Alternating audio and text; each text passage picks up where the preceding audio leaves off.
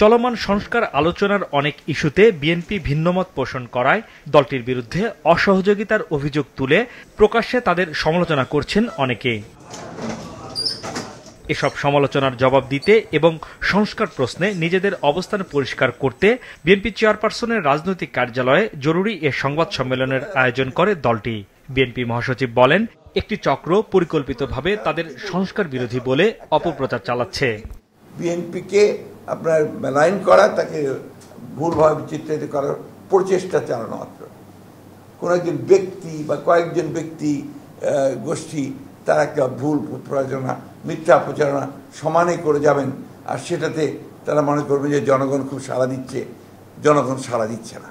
জাতীয় ঐক্যমত্য কমিশনের কার্যক্রম নিয়ে আগ্রহ ও প্রত্যাশা যেমন অনেক, তেমনি হতাশা ও উৎকণ্ঠা রয়েছে বলেও মন্তব্য করেন মির্জা ফখরুল। দীর্ঘ আলোচনার পর সংস্কার কমিশনগুলো যেসব প্রস্তাব পেশ করেছেন তার বিপরীত কিংবা নতুন নতুন প্রস্তাব উত্থাপন ও তা নিয়ে অনেক সময় অচলাবস্থা সৃষ্টির কারণে কার্যক্রম বিলম্বিত হচ্ছে। এদিকে বিকেলে রাজধানীর এক হোটেলে জাতীয় নিরাপত্তার স্বার্থে জাতীয় ঐক্য অপরিহার্য শিরোনামে এক সেমিনারে বিএনপি মহাসচিব দেশে গণতন্ত্র যাত্রা শুরু করতে সবাইকে একসাথে কাজ করার আহ্বান জানান।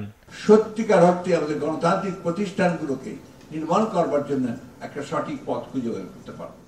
একই সেমিনারে অংশ নেয়া জামায়াতে ইসলামের নায়েবে আমির ডাক্তার সৈয়দ আব্দুল্লাহ মোহাম্মদ তাহের বলেন, জামায়াত নির্বাচন চায় না, বিভিন্ন মহল থেকে দেয়া এমন বক্তব্য সঠিক নয়।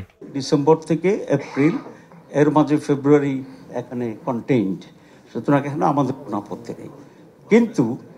কিন্তু যে বিষয়টি আমরা বলছি, আমাদের আমিরও গতকাল বলেছেন যে জেনেতন একটা ইলেকশন আমরা চাই না।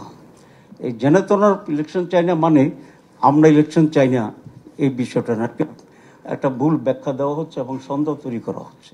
নির্বাচন সংস্কার সহ বিভিন্ন ইস্যুতে রাজনৈতিক দলগুলোর মধ্যে সংলাপ হতে পারে বলেও মন্তব্য করেন মোহাম্মদ তাহের।